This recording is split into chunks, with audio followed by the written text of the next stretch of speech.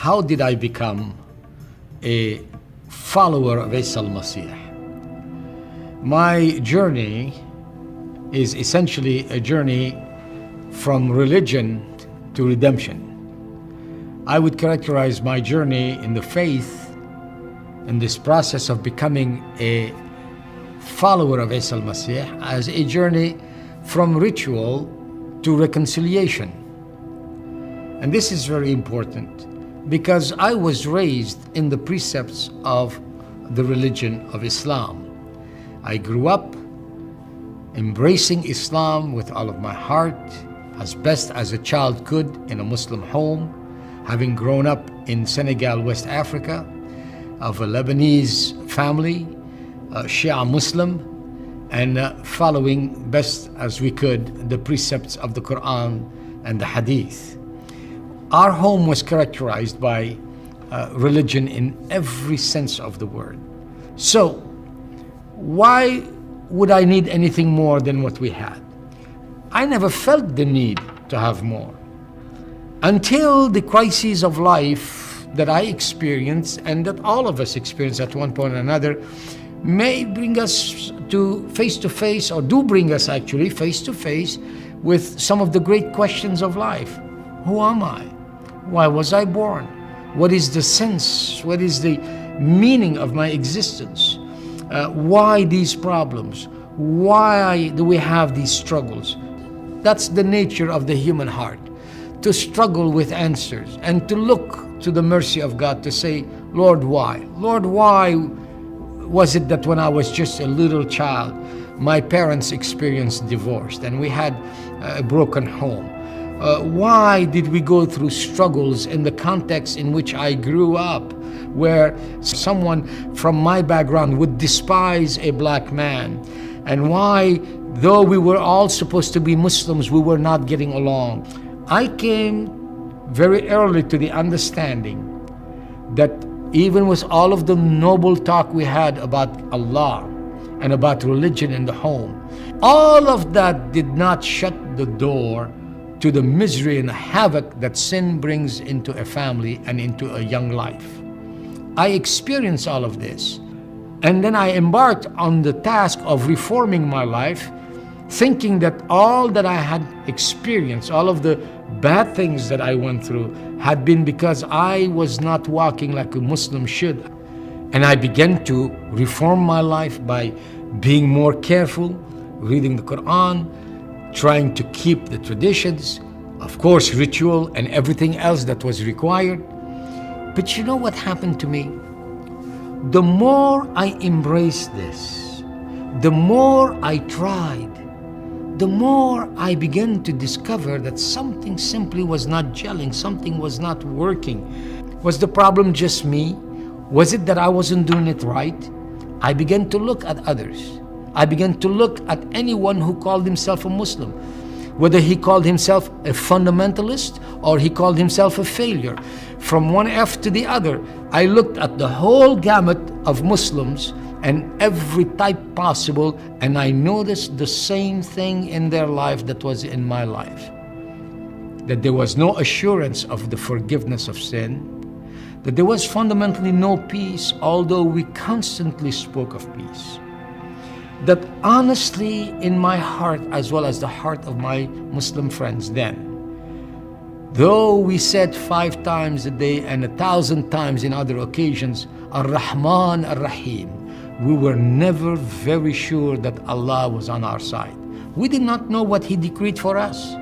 Maybe He decreed evil for us. Maybe He decreed good for us. We did not know.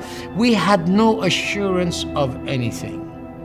And in that context, the struggle to reform one's life became a lonely one, an arduous one, a difficult one, at which not only I failed, but honestly, all the Muslims I knew were failing at it. We all know how to have a nice facade of religiosity and speak eloquently to issues if we have to. But the truth of the matter is that Allah sees our hearts, and He saw mine, and I looked at my heart and I knew that I was not finding the answer in religion as such. But what is there more than the deen? What is there more than iman? What is there that I needed that would take me to the next level, to the next step? I did not know. Where would I turn? What Isa al-Masih came to put before us was not just a set of rules or laws or things that we can bring forth as meritorious deeds, such as whether we call it prayer or giving alms or anything else. He came to teach us that beyond religion we needed relationship.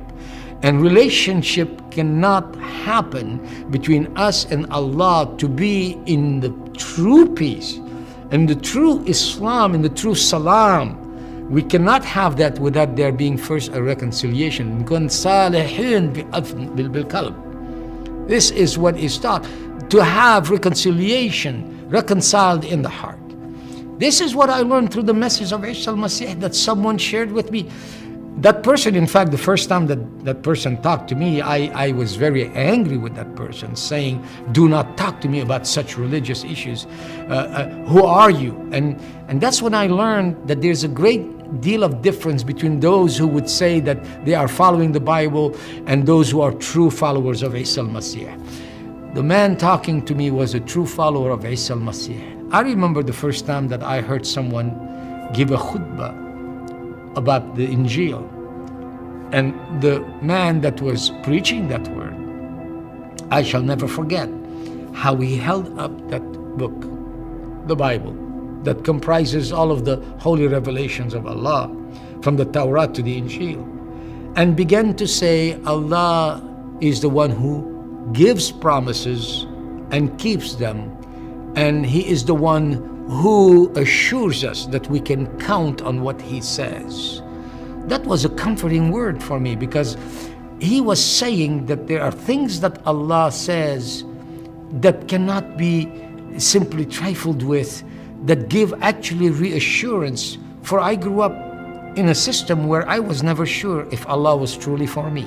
I was taught that Allah is closer to me than my jugular vein. But when I went to the Quran to read that, I found out that this is not speaking about a tender, loving nearness to me, but that it was a warning to those who actually were not being obedient. So I was in fear rather than at peace.